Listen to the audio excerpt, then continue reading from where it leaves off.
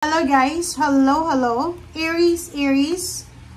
Welcome dito sa aking channel, Kapalaran 888. Welcome. Alamin natin kung anong messages, vibration, gabay energy para sa lahat ng Aries. This is general reading. Pwede ka makaresonate, gamitin mo ang iyong intuition sa panonood. Thank you sa lahat ng Aries na patuloy na sumusubaybay. Sa mga nagme-message, sa mga nagchat-chat, pasensya na guys kung hindi ako nakakapag-reply. But all of your messages ay babasa ko naman. Okay? 35-8, number 12-3. So, dito sinasabi ng Baraha Aries na babae ka man or lalaki, lahat dito makaka-resonate sa barahang to. Kasi lahat ng tao, hindi lang Aries, gustong-gustong maging mayaman, financial, gustong makahanap ng trabaho na mataas yung sweldo, stable na buhay, ganito. So, sa linggong ito, out of the blue, di ba? Parang Sunday night, bigla kang makakapag-isip ng ideas. This pathway, di ba? Parang ito yun, no? Galing ka dito, papunta ka doon, di ba? So, siguro, for several weeks or several days, hindi ka masyadong makatulog kasi nag-iisip ka kung ano yung paraan para kumita ng pera, nag-iisip ka kung ano yung bang pwede mong gawin para maayos yung financial mo, or kung ano ba yung dapat mong gawin para maging masaya ka, parang ganun. So, sinasabi ng baraha, kung ang focus mo sa linggong ito is money, maging financially free, sinasabi ng baraha dito na merong unexpected na blessings, unexpected clarity, enlightenment ang posibleng darating sa'yo. Ano yun? Ibig sabihin yan, makikita mo by the end of this week na meron ka pang pwedeng magawa. Like yung parang yung iba, feeling hopeless and helpless na parang pakiramdam mo wala nang pag-asa eh. 'Di ba? Overage na, may sakit na, kumbaga hindi mo na in-expect na makakahanap ka ng trabaho. But out of the blue, makakatanggap ka ng isang offers, financial offer from someone, maybe isang mayaman na tao, or isang privileged na tao, babae or lalaki, ang makakatulong sa'yo para, kumbaga, makapasok ka sa trabaho na gusto mo. Parang ganun yung energy niya.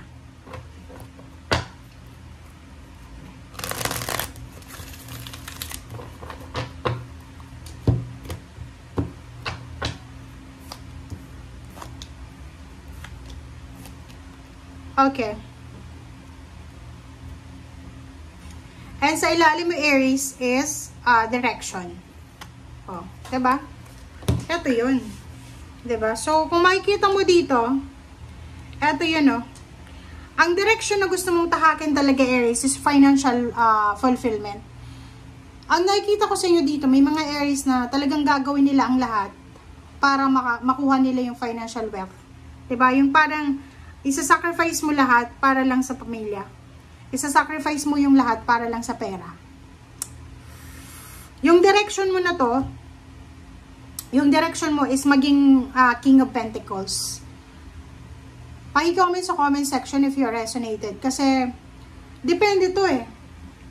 'Di ba?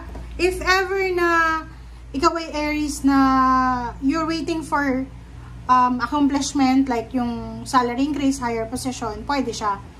Pero kung nagsisimula ka pa lang, like nag-a-apply ka pa lang ng trabaho, or looking for a job ka pa lang, tapos eto na yung purpose mo, yung maging manager agad, maging supervisor, or yung mataas yung sweldo, hindi mo makukuha kung ano yung gusto mo. Kasi wala tayong control eh. Lalo na kung first time mong mag-apply ng trabaho, or alam mo sa sarili mo na wala kang experience, hindi ka makakapag-demand ng mataas na sweldo. Hindi ka agad, like for example, may bagong graduate, tapos ang nilagay niya sa ina-apply niya, managerial position. Wala pa nga siyang experience, kahit management yung tinapos niya. 'Di ba? So, yun. So, nandito yung Wheel of Fortune, tsaka Nine of Cups. Sinasabi ng baraha sa'yo na sa linggong ito, Aries, posibleng isang tao yung makakatulong sa'yo na mabago yung takbo ng emotion mo. Like for example, isang tao ang magbibigay sa'yo ng advice about sa relationship mo. maybe yung relationship mo ay hindi masyadong maganda, or maybe you're attached to someone na medyo toxic sa health mo or sa, like, ang nangyayari dito sa message na to. For example, if you have girlfriend, boyfriend, family member, asawa, best friend na may mga bisyo, diba? Yung parang dadalhin ka nila sa problema. Sinasabi ng bara sa'yo dito na dapat maghanap ka ng ibang tao na hindi makakasira sa buhay mo, lalo na sa emosyon mo. Kasi nandito yung Wheel of Fortune eh. Yung Wheel of Fortune sinasabi, everyday is a blessing. Everyday pwede kang magbago. Everyday pwedeng mabago yung takbo ng buhay mo. Everyday pwede kang maging masaya. Everyday pwede kang makapag-share ng iyong happiness. Everyday pwede kang maging free. But the problem is, pag masyado tayong, kumbaga, aburido, or masyado tayong nagmamadali, hindi natin makikita yung everyday is a blessing. Kasi feeling natin, mabilis dapat yung blessing na dumating. Diba?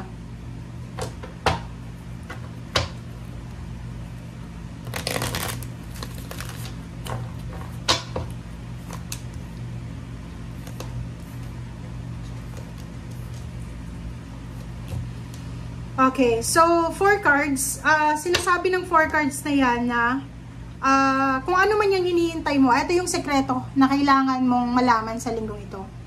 Ano man ang hinihintay mo, if you're waiting for 3 of Wands, kasi yung 3 of Wands na yan, sobrang naghihintay ka eh, sobrang tagal na niyang dumating.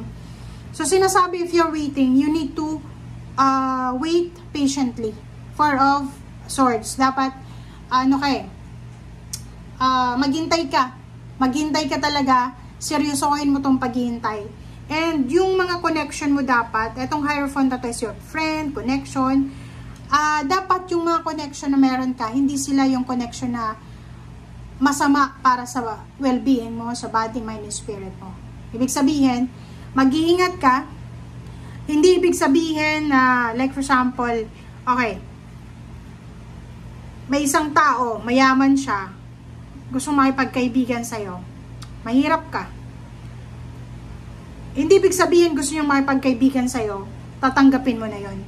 Dapat isipin mo, ano ba yung purpose nito eh? Kasi baka gawin ka lang niya na, like for example, tagagawa ng masasamang gawain, parang ganon. Basta ang sinasabi ng bara sa'yo dito, Aries, na mag-iingat tayo, lalo na kung pinag-uusapan yung pera. Basta ang sinasabi ng baraha sa'yo na ang pera na gusto natin. Kasi pera to eh. Okay? Sorry, kasi pera yung sinasabi dito na yung pinaka-focus ng Aries sa linggong ito, pera.